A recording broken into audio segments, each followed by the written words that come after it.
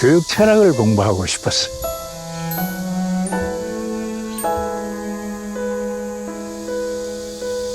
교육을 왜 하느냐? 우리가 교육적으로 성장한다고 하는 것은 무엇을 의미하느냐? 교육의 기회라는 것은 무엇을 의미하느냐? 그리고 성장하는 그 학습의 기회를, 장을 어떻게 나눠줘야 하느냐? 교육의 기회를 어떻게 정의롭게 배분해 줘야 하느냐 하는 게 이제 늘 집중적으로 공부하고 싶어 했던 것이죠. 이종익 선생님은 근대 학문으로서의 한국의 교육 철학을 세우신 1세대. 교육 철학에 대한 공부도 학생들이 가르치는 것도 딱 완전히 달라졌다고 봐야 되죠. 교육의 질 향상, 교육의 질 제고, 그쪽에다가 집중하신 거 아닌가. 경험의 개방성, 교육의 현장이라면은 제한을 두지 않고 경험을 넓히겠다고 하는 경험의 계속적 성장, 그것을 자기 생활에서 계속 구현해 나갔어요. 하나의 사회 제도로서의 교육, 제도로서 주어지는 교육의 기회, 이것을 이제 어떻게 나누어줘야 하느냐. 이것이 이제 교육 정의론적인 문제입니다. 우리가 교육에 관해서 철학적인 질문을 해야 할 게 많아요. 그 질문에 관해서 매달린 것이 교육 철학입니다.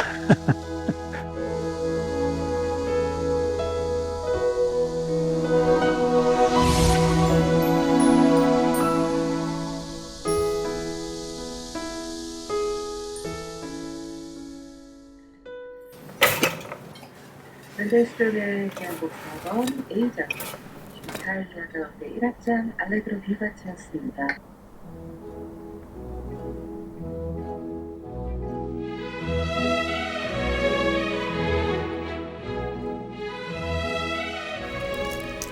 여기가 3개까지 당신 몫이고, 여기가 내가 3개야. 맛도 없는 거 자꾸 주로 먹으라 그러래. 네가 쓰면 대체로 이대로 먹는 셈인데, 오래됐어요. 이렇게 먹고 이제 점심에 밥 먹고. 생활 습관에 잠잘 가는 시간이 늦어요. 오늘 일찍 잘까 그렇게 생각하고 앉았는데도 뭐 이것저것 하다 보면 2시요. 나는 다 자고 일어났는데 아직도 책상에 앉아 계셔서 내가 지금이 몇 시인 줄 아세요? 젊을 때 미국에서 공부할 때 그때 저녁에 늦게까지 앉아있다 보면 시간 가는 걸 잊어버려. 어떤 때는 뭐 오전 3시도 되고 4시도 되고 그래. 대부분 미국 큰 대학들도 그렇듯이 밤에 있거든, 밤에.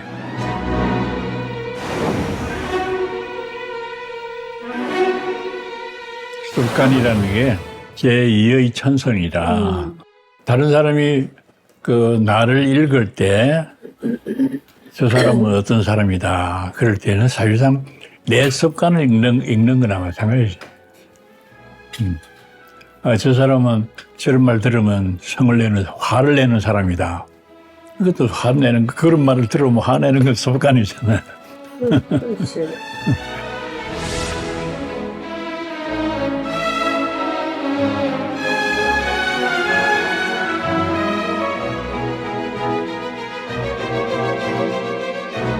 성격이든 인격이 하는 건 그 사람이 가지고 있는 모든 습관들이 어떤 형태로 인테그레이트 되어 있는 구조적으로 이루어져 있는 특성이라고 볼 수 있죠. 근데 그 습관도 좀 변해요. 한 4, 5년 전만 하더라도 뭐라 그럴까. 예쁜 짓을 많이 했는데 요새는 보면 그 예쁜 짓 안 보여줘. 이쁠 때가 지났어요.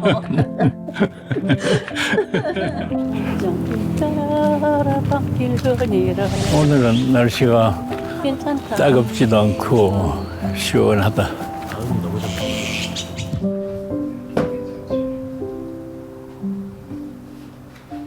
교육철학 그러면 교육학계 이동희 교수가 있다는 뭐 그런 식으로 인식 정도는 가지고 있는 것 같아요, 분위기가.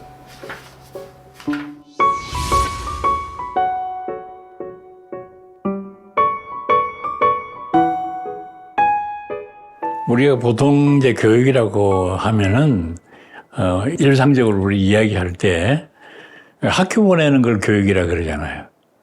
교육 많이 받았다 그러면 학교 높은 학교까지 많이 다녔다는 이야기를 말하는 건데, 우리가 기본적으로 개체 인간을 두고 이야기할 때는 교육이라고 하는 것은 인간의 성장을 관리해 준다. 이지적인 성장만이 아니라 신체적인 성장, 때로는 감성적인 성장, 모든 능력이 이제 균형 있게 그 성장해 가도록 도와주는 것을 우리가 교육이라고 이렇게 말할 수 있죠.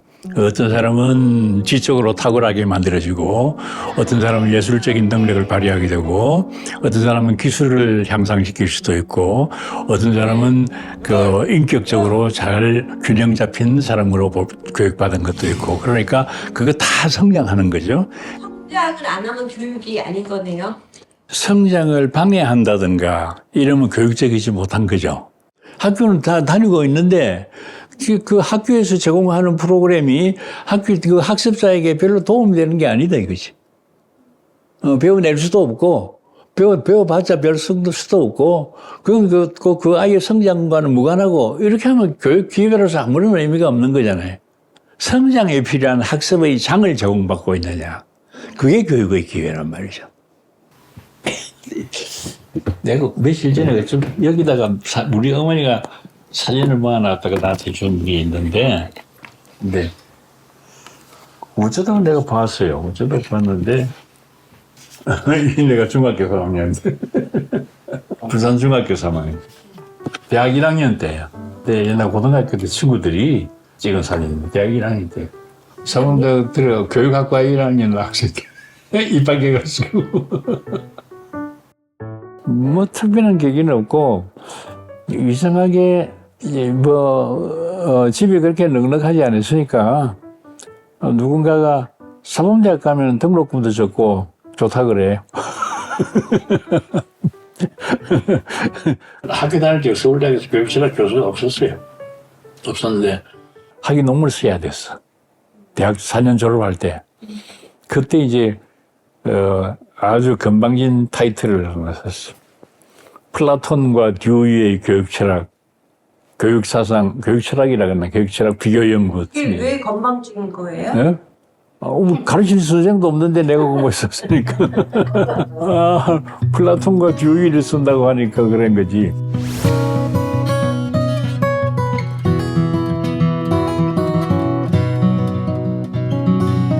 그 교수 선생님한테 야단 맞았어. 가르치는 교수도 없고, 뭐 공부도 별로 한 것 같지도 않는데 이런 논문을 써? 뺏긴 거 아니냐? 이제 이렇게 야단을 맞았어.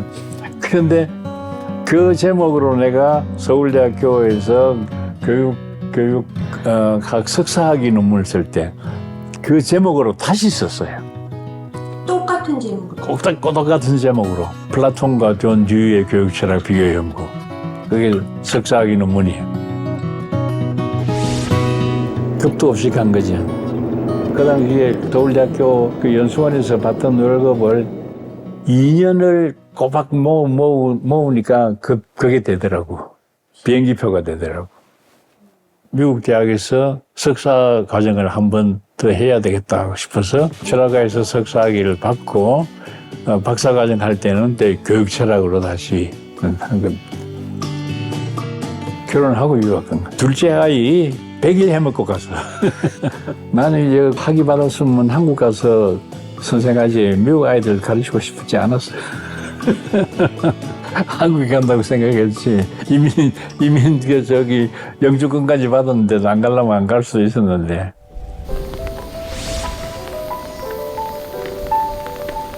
74년 1월 1일자로 부임했어요. 서울대학교가 이 관악 캠퍼스로 온 것은 75년에 왔을 거예요. 그때 처음 이 교수님 뵀을 때 멋진 신사였어요. 아주 키도 훤칠하시고 옷도 쫙 맵시게 입으시고 첫 강의를 듣던 학생들의 1차적인 평이 미남 선비 학자이시다. 곧 조금만 있으면 이돈희 교수가 지금 미국에서 공부하고 있다. 곧 들어오면 바로 와서 교육 철학 강의를 할 거다. 이소은이 교수님이 첫 번째 분이십니다. 전문적으로 교육 철학을 공부하죠. 정통적으로 분석 철학을 하셔서 선생님의 학문적인 어떤 체계성과 엄밀성 이런 것들이 되게 좋았던 것 같아요. 강의 내용이 정말 토시 하나 안 틀리고 주어 서술어의 비문적인 것이 하나도 없는 완벽한 정말 강의. 그래서 그대로 받아 적으면 마치 책이 될 것 같은 그런 강의를 늘 해주셨던 것으로 기억이 납니다. 그래서 우리 학생들 사이에 우스갯소리로 그런 얘기를 걸어다니는 책이다.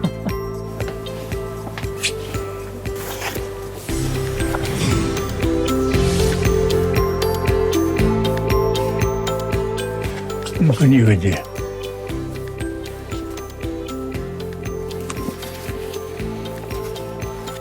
이건 학술원상 받은 책이지.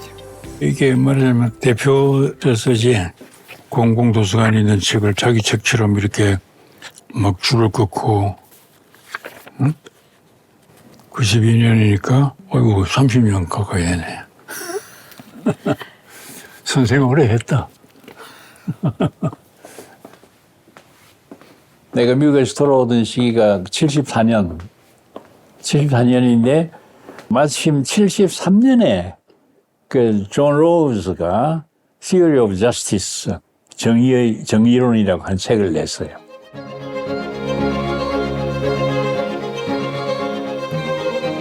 그 존 로우즈가 다루고 있는 그 프레임은 아니지만은 교육에도 정의의 문제가 있을 것이다, 있겠다, 이렇게 생각하고 이제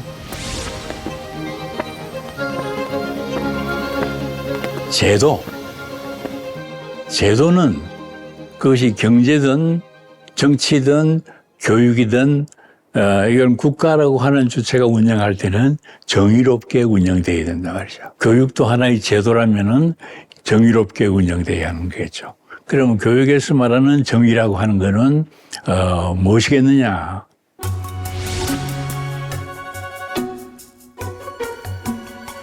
사범대학을 졸업하고 중학교에서 선생을 할 때 영어 교사로서 중학교 1학년, 2학년, 3학년을 다 가르쳐 본 적이 있어요. 1년 하면서. 그때 보니까 1학년 교실은 영어 신나 아이들이 막 이래. 3학년 가면 한 두세 놈만 아이들 보고 가르쳐. 이런 여자가 사실상 학교에 앉아있지만은 교육의 기회가 주어진 것이 아니라 교육의 기회가 박탈되고 있는 거죠. 학교가 그 아이 3학년 세 아이 예외는 관심 없어. 그럼 다른 아이들은 기회가 박탈된 거 아니에요. 이제 그때부터 교육의 기회라고 하는 것을 취학의 기회라고 하는 그런 형식적인 그런 조건을 가지고 얘기할 거는 아니다. 그게 할 것만은 아니다. 7살 되면 취학하고 있다 그러면 다 취학하고 있으면 되느냐? 취학 상태를 보면은 평등한 것입니다만은 똑같은 프로그램 가지고 성장하는 아이들을 다 가르친다 그러면은 어떤 아이들은 잘 감당을 해내지만은 어떤 아이는 잘 적응 못하는 경우가 있을 거예요. 그러니까 평등이라고 하는 건 똑같은 것을 쫙 나눠주는 것을 의미하는 것이 아니라 오히려 각자에게 필요한 학습의 기회를 제공받아야 평등한 거죠. 그러니까 평등이라고 하는 것이 똑같이 한다는 것을 의미하는 건 아닙니다. 각자의 성장에 유의미한 학습의 장을 국가가 얼마나 잘 제공해 주느냐에 따라서 국민이 평등한 교육을 받고 있다 이렇게 말할 수 있겠죠. 그러니까 획일적인 평등주의를 생각한다든가 혹은 아주 지나친 엘리티즘에 빠져 있다든가. 근데 그런 것은 우리가 다시 재검토해야 된다, 반성해야 된다 이 말이죠. 모르기는 해도 손흥민이 지금 세계적으로 각광을 받고 있는데 손흥민이 같은 아이가 민사고 입학해가지고 강제로 난 민사고에 가서 공부해 이렇게 했으면 손흥민이가 됐을까 하는 게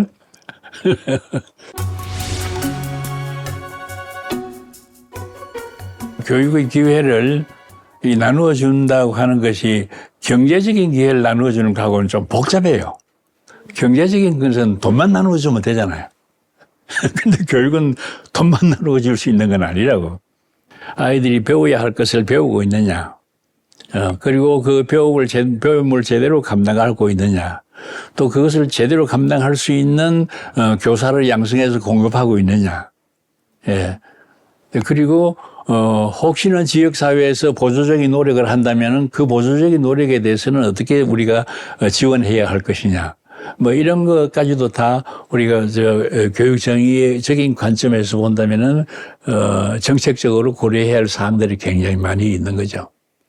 그러니까 교육 정의는 경제적 정의보다 구조적으로는 복잡해요. 오히려. 그러나 우리 그 사회가 우리가 수용할 수 있는 우리가 사회가 수용할 수 있는 그런 제도를 만들기 위해서는 여러 가지 노력들을 해야 하는 것이겠죠. 그걸 이제 그것에 관한 연구가 말하자면 아까 교육 정의론에 해당하는 것입니다.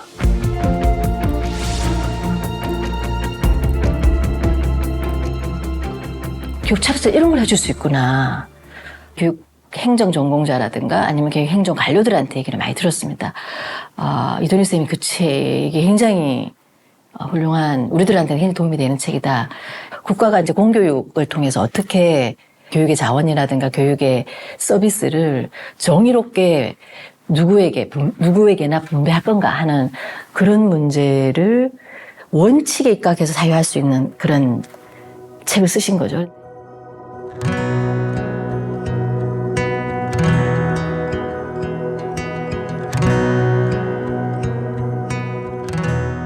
교육 정의론이라는 책 그거 완성할 때 아침 출근할 때는 그 1교시간에 마이너스 1교시 7시에 출근하고 그리고 도시락 2개 싸와서 하나는 점심 때 먹고 하나는 저녁에 먹고 그러면서 되게 한 10시, 11시까지 연구실에 있다가 가고 그랬어요.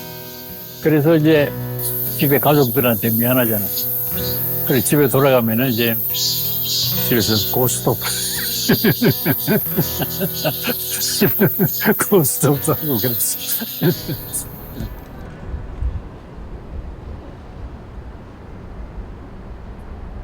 윤미가 그랬나 윤정이가 그랬나 한번 그 사진을 언니가 그랬어. 네, 내가 막 그냥 붙여갖고 다니고 저희 학생기 실업생증 사진을 내가 유학하에 있을 때 그때 이제 얘들 둘이 하고 엄마하고 왔는데 미국을 왔는데 윤정이가 2살이고 윤미가 4살이고 그랬던.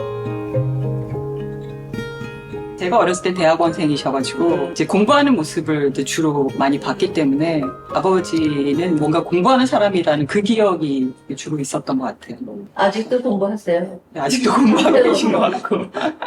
이제 석사 논문 쓰고 막 이럴 때 이제 아버지한테 전화해서 혹시 연구실에 계신가 차 같이 얻어 타고 이러고 걸면 이제 그때까지 이제 저기 또 뭐 밤 10시나 11시쯤 가시겠다고 그러면은 이제 그 시간 맞춰서 가면 그 사범대 불 다 끄고 나오시는 거예요. 마지막으로 이제 그 나오시니까 사범대 불 다 끄고 이제 그러고. 그날 보고 왜 공부했냐면 공부가 제일 쉽더라고. 뭐 운동을 하는 야구 선수, 축구 선수 얼마나 그 힘들어 땀 흘리고 말이야 힘들고 뛰어야 하고 그러는데.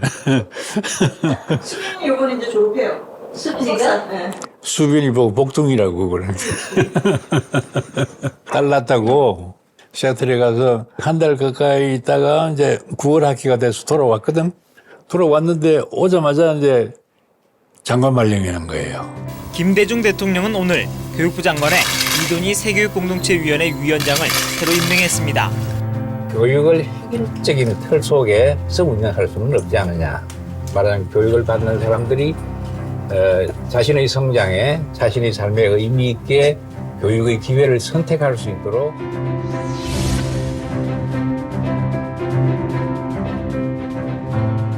저희 아버지 같은 경우에 그 학계에서만 계속 있기보다 뭐 다른 활동들도 좀 하셨던 편인데 이제 그럼에도 불구하고 뭐 교육의 본질이라든지 그런 것들에 대해서 이제 계속 학술적인 그런 관심들을 좀 놓지 않고 이제 실제적인 것과 뭐 학술적인 걸 병행하려고 하는 그런 그 노력들을 계속 해왔다. 현재 초중등학교에선 획일적이고 일방적인 교육만을 실시하는 형편으로 단위학교의 자율적 자치는 생각조차 할 수 없다. 이렇게 자율적 그런 일들을 요청받았을 때 뭐 그렇게 강하게 거부하지 않고 이것도 공부다. 이것도 공부다. 그런 생각으로 이제 그만큼 공부만큼 하고 싶었던 거지.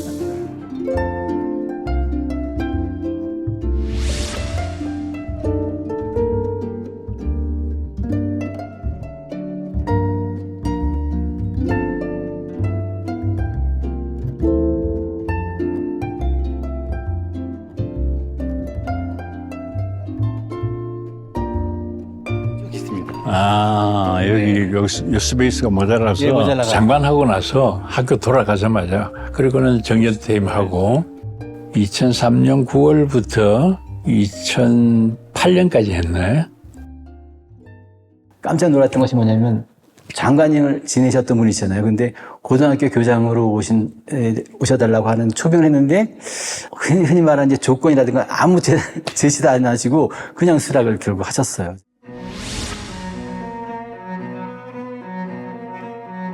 그 언론과의 그 인터뷰에서 가끔 질문이 장관까지 지내고 왜 어떻게 고등학교 교장을 하게 됐느냐고 이러면 그래 장관이라고 하기 전에 나는 교육학자다.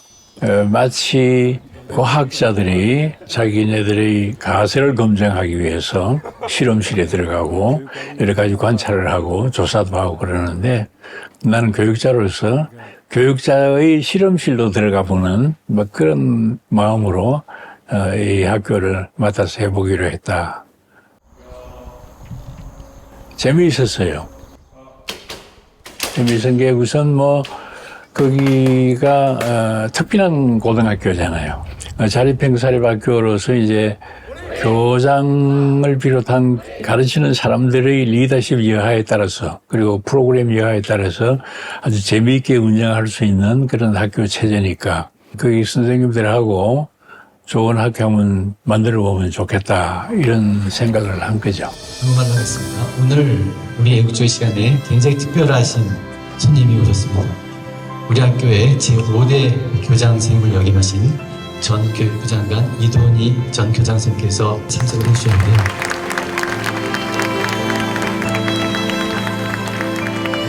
고등학교 3년, 이 3년이 정말로 내 평생에 내가 성장하는데 지적으로 성장하든 신체적으로 성장하든 사회관계적으로 성장하는데 굉장히 중요한 시기다 하는 거 이것을 생각하면서 하루하루 내가 들어간 사람들 중에 중요한 변화가 하나 있는데 그래서 그때 만들어주셨던 학생회가 우리는 중요한 그게 뭐냐면 학생공화정 자치회를 국가의 3부 입법, 사법, 행정 이 삼권 분립의 형태로 구성을 한 거죠. 네, 안녕하세요. 행정위원 황서연입니다. 일단 예준 행정위원께서는 일단 오늘 사법위원회에서 학생의 어떤 그런 규정을 지키는 거라든가 이것을 다 선생님이 하는 것이 아니고 학생들이 하자. 그리고 규정 만드는 것들도 너희들이 하자. 레트로 식품을 먹을 수 있는 것을 바꾸게 된다면 여러 가지 문제가 발생할 수 있으니까 현재의 관행을 유지하되 전열기기에 대한 안전 학생 공화제로서의 자치회, 그러니까 3권이 분립이 돼서 서로 견제와 균형을 하면서 모든 학교의 일들을 갖다가 학생들이 하게끔 만드는 그 제도가 우리 교장 선생님께서 만들어준 가장 큰 업적이시고 이제 무감독 시험을 실시를 하셨어요. 그래가지고 그래서 자유시험 선서를 통해서 이제 그 양심에 맞는 그런 행동을 하자. 이제 그것도 굉장히 우리 학교를 위해서 남겨놓으신 큰 업적이시죠. 학생들을 보고 내가 설득을 하기를 이거 우리가 제대로 못하면은 민사고 여기서 우리가 함께 이렇게 공부해야 할 이유가 없다. 이거 하나 정직하게 못하는 아이들이 뭘 하겠느냐 이거지. 그런 사람이 성장해서 뭐가 지도자가 되겠느냐. 그렇게 강력하게 호소를 했죠. 그러니까 학생들이 다 좋다고 하겠다고 그렇게 했어요.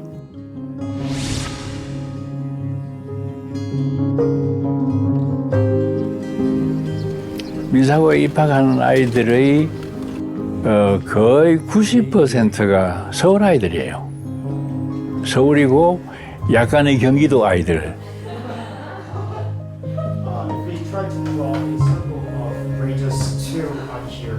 우리는 어떤 학생을 원하느냐.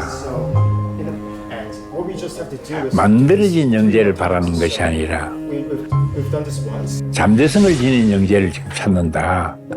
근데 만들어진 영재는 도시에 서울 있고 강습소 좋고 말이지 돈 많은 사람들 이게 만들어진 영재들이거든요. 근데 잠재성 영재는 이거는 또 다른 방식으로 우리가 찾아야 되는 거예요.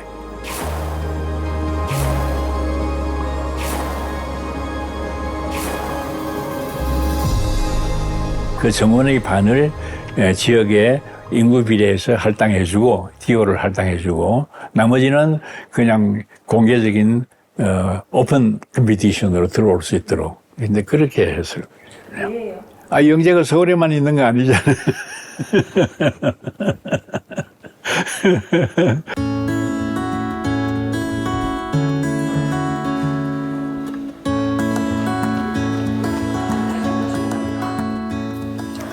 이게 제 시간표. 시간표가 학생마다 다 다르고 이렇게 공강이 제가 좀 많은 편이긴 한데 보통은 일주일에 3시간에서 2시간 정도의 공강이 있는 편이에요. 자유롭게 수업 들을 수 있는 게 가장 좋은 것 같고요. 그리고 제도적인 면 말고 다른 걸로 말해도 되나요? 저는 많은 타입의 친구들을 만나볼 수 있는 게 가장 좋았던 것 같아요. 저는 경기도에 사는데 서울 친구들도 만나보고 대구에 사는 친구들도 만나보고 하다 보니까 많은 친구들의 생각을 들어볼 수 있어서 좋았고 여러 가지 소통을 하게 되면서 제가 많이 성장해 나가는 걸 느껴서 그게 제일 좋았던 것 같습니다. 윤 선생님이 가장 강조한 것이 토론 교육이었었어요. 토론 방식에 대한 것을 직접 지도도 하시고 리더십을 정의하면 원균의 리더십은 뭐고 이순신의 리더십은 뭐야? 원균의 리더십이라는 건 어떤 일방형 리더십. 예. 그래서 원균 같은 경우에는 어떤 부하들을 그리고 장수들을 대할 때 자신의 의견을 먼저 피력을 하고 우리가 이제 교육자로서는 생각할 게 사실상 많죠. 굉장히 똑같은 아이가 아니죠. 기계처럼 똑같은 아이들이 아니란 말이죠. 네. 이거는 길바닥에 있는 돌멩이처럼 다른 아이들이에요. 이 아이들을 어떻게 제한된 프로그램을 가지고 제한된 체제에서 교육할 것이냐. 크는 아이들이 수없이 많은 달리 생각할 수 있는 잠재력을 가지고 있는 수없이 많은 종류의 한 가지로 가지고 있는 거잖아요. 가지고 있는 이 아이가 이렇게 클 아이가 있고 저렇게 클 아이가 있고 이렇게 컸으면 안 될 텐데 하는 게 있고 저렇게 컸으면 안 될 텐데 하는 것도 있고 이런 거를 심각하게 생각해야죠. 경영자가. 국가가 이런 것들을 생각하면서 이제 말하자면 교육을 전체적으로 관리해야 되는 거죠. 관리해야 되는데 대체로 아까 능력주의에 의한 능력의 개발은 정부가 반드시 직접적으로 하지 않아도 하는 데가 많이 기업들도 하고 또 정부가 지원도 하고 그럴 때 할 수 있지만은 그러나 각자에게 유의미한 학습의 성장 유의미한 학습의 장 이거는 국가가 해줘야 됩니다.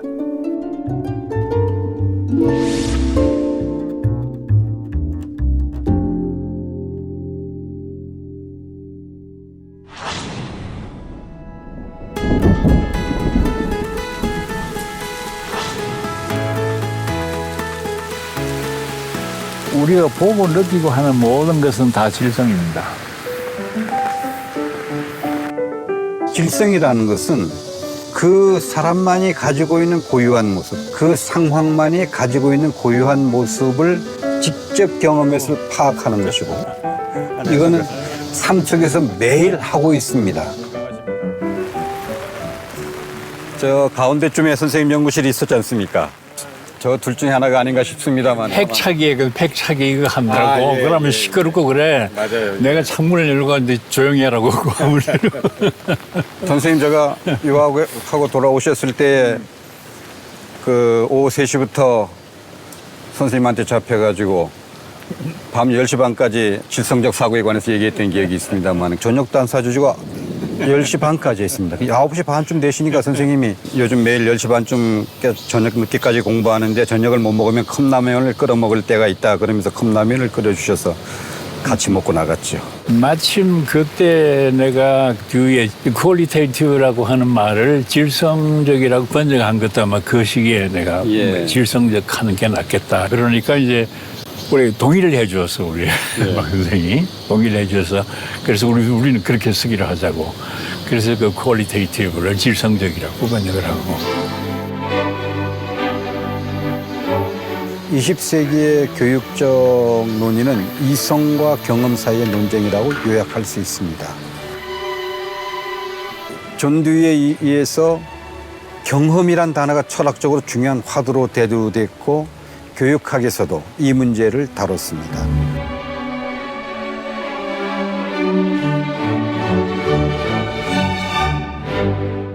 이것이 결정적으로 제대로 조명을 받으려면 질성적 사고를 통한 경험에 대한 이해가 필요하다고 생각이 되고 그런 점에서 이돈희 선생님의 질성적 사고와 교육적 경험은 굉장히 중요한 저작이라고 생각이 듭니다.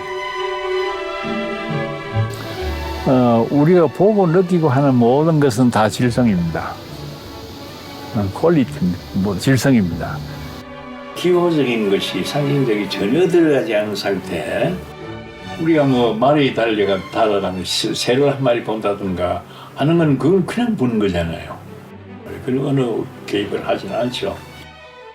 이 전화가 때려러 왔다. 들어보면 한두 마디 딱 들어보면 아 누구 전화구나. 이름 말하지 않아도 목소리만 들으면 알아. 말하는 색깔만 들으면 아 누구 전화구나. 이건 뭐예요? 내 이야기하는 상대방이 말하는 퀄리티를 내가 알고 있기 때문에 질성적인 특징을 알고 있기 때문이지. 우린 끊임없이 삶 속에서 이렇게 매일 모든 것에 대해서 질성적 사고를 사용하고 있습니다. 그런데 이게 전통 철학에서는 이걸 경험이라고 함으로써 이거는 중요하지 않다고 봤어요. 이성적 사고를 통해서 지식을 얻는 것만 중요하다고 봤으니까. 교육이라고 하는 거는 그걸 가르치는 것이다. 지식을 가르치는 것이다. 지식의 정수는 고전에 있다. 옛날 우리 선비들, 서양의 학자들, 이 사람들이 생활하고 있던 것과는 달리 우리가 밭에서 일하는 사람도 있고 공장에서 일하는 사람도 있고 그림을 그리는 사람도 있고 노동을 하는 사람도 있고 한데 그 사람들은 어떤 삶을 살아라는 말이냐. 사는 게 무슨 공식대로 사는 건 아니잖아요. 공식은 어떻게 보면 전통이야, 전통. 이제 그런 것 가지고 쉽게 해결할 수 없는 문제들이 생겨나는 거죠. 이제 거기에 필요한 것이 말하자면 진짜 지력이 필요한 것이죠. 그런데 기능이 아니라 지력이 필요한 이유는 뭘까요? 지능이라고 하는 건 단지 외우는 능력, 인식하는 능력, 이런 걸 가지고 지능이라고 하는데 지력이라고 하는 것은 주로 문제를 해결하는 능력을 지력이라고 합니다. 이 지력이라는 것은 공부하는 데만 지력이 있는 게 아니란 말이야. 물건을 만드는 데도 지력이 있고 그림을 그리는 데도 지력이 들어가고 운동을 하는 데도 지력이 들어가고 심지어는 어머니가 부엌에서 일을 할 때도 지력이 들어가고 모든 일에다 지력이 작용하고 있다고 봐야 되죠. 책을 가지고 고전을 가지고 공부한 사람들의 문제의식이나 문제를 해결하는 방식에 작용하는 인간의 그 마인드의 기능이 지금 어떤 노동을 하고 있는 사람이 겪고 있는 갈등이나 그 사람이 해결하고자 하는 어떤 좌절을 경험했을 때 극복하는 방식에서 작용하는 인간의 마음이라고 하는 게 질적으로 다른 것이냐. 질적으로 다른 것이 아니다 말이에요. 소재가 다를 뿐이고 경험의 내용이 다를 뿐이죠. 종류상의 차이가 아니라 정도상의 차이다. 이렇게 말씀하는 거예요. 그래서 그러자면은 교육이라는 것을 전통적인 리버럴 에듀케이션의 개념으로 설명할 것이 아니라 이 질성적 사고, 질성적 경험, 질성적 사고 이런 컨텍스트에서 인간의 성장을 설명해내는 것이 교육적으로 포괄적이고 그것이 오히려 모든 사람에게 교육이 유의미하게 만드는 길이다. 선생님 말씀 속에는 모두가 사람들은 자기가 처한 상황 속에서 탐색 인텔리전스를 사용해서 탐색적 지식을 탐구하는 삶을 사는 지식의 생산자이다. 그리고 그러한 생각의 사상적 바탕이 이 책에 들어있다. 이 책에 들어있다고 하니까 세상 사는 문제를 다 해결하는 책은 좀 벌써 너무 무거운 감을 느끼는데 어쨌든 그런 사고의 방향을 뭐, 예. 막 바꿔보자는 그런 예. 의미가 있다고.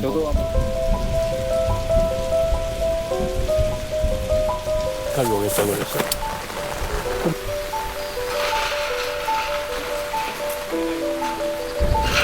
아니고 같이 나란히 오셨지. 저희 경우는 제 아버님이 6.25 참전용사입니다. 응? 6.25 참전용사.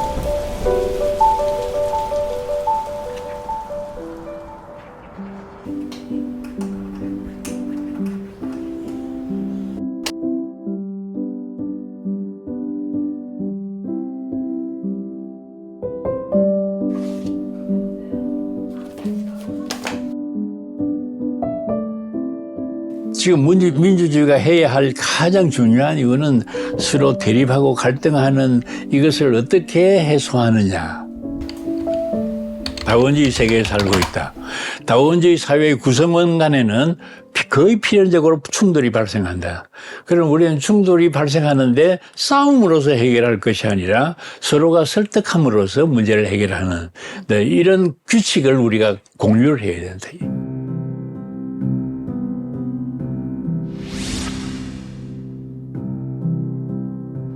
주변에 있는 후배들, 제자들과 함께 우리 민주주의 공부 좀 하자. 특히 이 정치민주주의, 제도민주주의보다도 그 생활민주주의를 공부하자. 미안합니다. 그렇게 해서 약속을 하고 열심히들 공부들 하고 있어요. 우리가 말하는 민주주의라고 하는 건 도대체 어떤 의미의 것이냐고 하는 것을 천명하는 것이 필요하지 않느냐, 대외적으로. 민주주의라고 하는 게 삶의 방식이다, 생활 양식이다. 우리가 사는 방식을 이야기하는 거예요. 살아가는 방식을. 특히 이제 여러 가지 모양의 그 공동체에 우리가 속해서 살잖아요. 때로는 충돌도 하고, 때로는 쉽게 타협도 하고, 때로는 추구하는 가치가 다르기 때문에 부딪히고 싸움하고. 근데 싸움하면 그 공동체가 해체가 되는 것이 아니라 함께 이 공동체를 유지하면서 구성원들이 추구하는 삶을 살 수 있도록 하는 것이 중요하다고 하면은 이제 갈등을 해소하는 원리를 공유하고 있어야 되는 거죠. 옛날에 이 민주주의가 발달했다고 할 때 아테네 하면은 젊은 사람들을 교육할 때 사용했던 세 가지 교과가 있어요. 문법, 논리, 수사.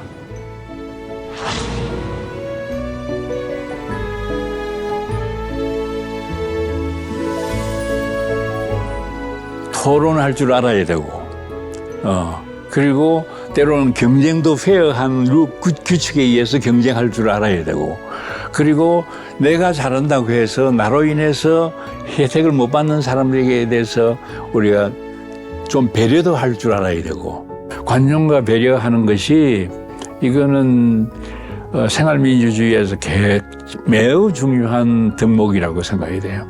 지금 성장하는 아이들에게는 생활민주주의적인 바탕을 형성하는 것은 나중에 정치 제도민주주의를 성공하는 데서 기본적인 걸음이라고 볼 수 있죠, 이게. 진보는 하되 진보를 하되.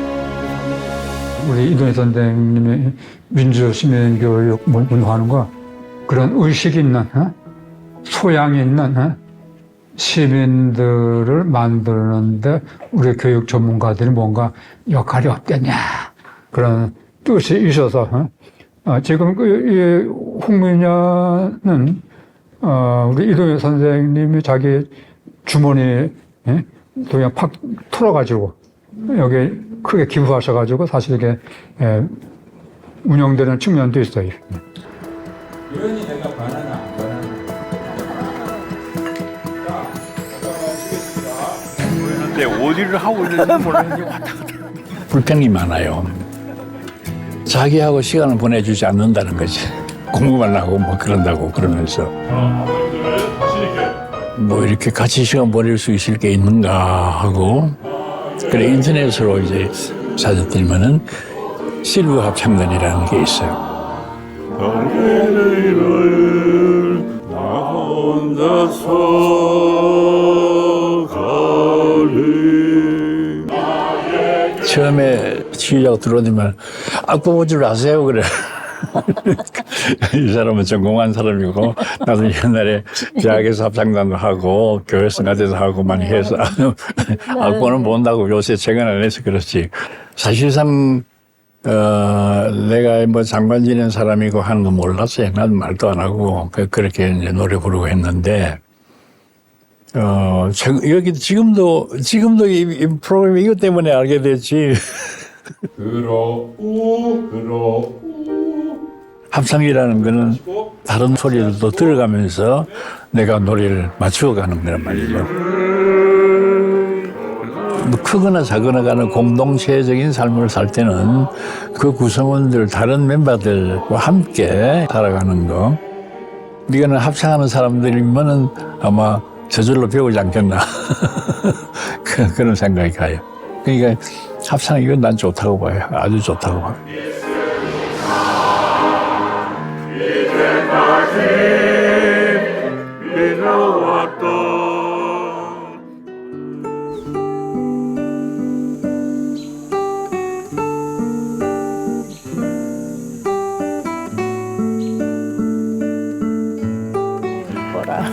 그럼 엄마 아버지가 우리 할머니가 무식하고 그랬었지만은 옛날엔 다 무식했대요. 근데 아마 손자를 공부시키고 싶었던 모양이야. 근데 어떻게 했지? 여기 앉을까?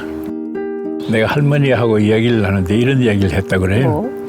그 할머니가 공부 잘하면은 앞으로 높은 학교 보내준다. 그래서 이제 내가 할머니 보고 뭐라 그러냐면 할매, 우리 그 시골에서는 그때 할매라 그랬으니까 할매, 높은 학교는 사다리 놓고 올라가는. 그렇지. 귀엽다. 지금 높은 학교 다 다녔어. 다 다녔어. 그 장관도 하고 다 했어. 얼마나 신통할까 엄마 아버지가. 글쎄 나도 생각해 보면은 신통한 게 있기는 있어요. 너무 신통하네. 뭐 우리 아버지도 초등학교를 끝낸 것도 아니고.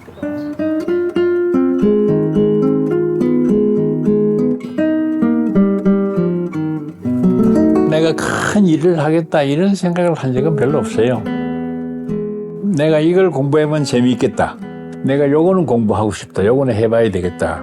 이런 공부한 결과로 공부를 했는데 내가 가진 능력이라기보다는 내가 하고 싶어 하는 공부를 하는데 도움을 준 분들이 많아요. 이건 우리 선생님들뿐만 아니라 또 동료나 선배뿐만 아니라 주변의 이웃들이 여러 가지 모양으로 도와주었는데 재정적인 지원을 하는 길도 열어주고 무엇을 공부하는 게 좋겠다고 하는 애드바이스도 해주고 그리고 격려도 해주고 나를 도와주어야 할 특별한 이유가 없는데 그 고마운 도움을 어떻게 나에게 주어졌을까 그 양반들이 그거를 순간순간에 지금도 순간순간에 생각을 합니다.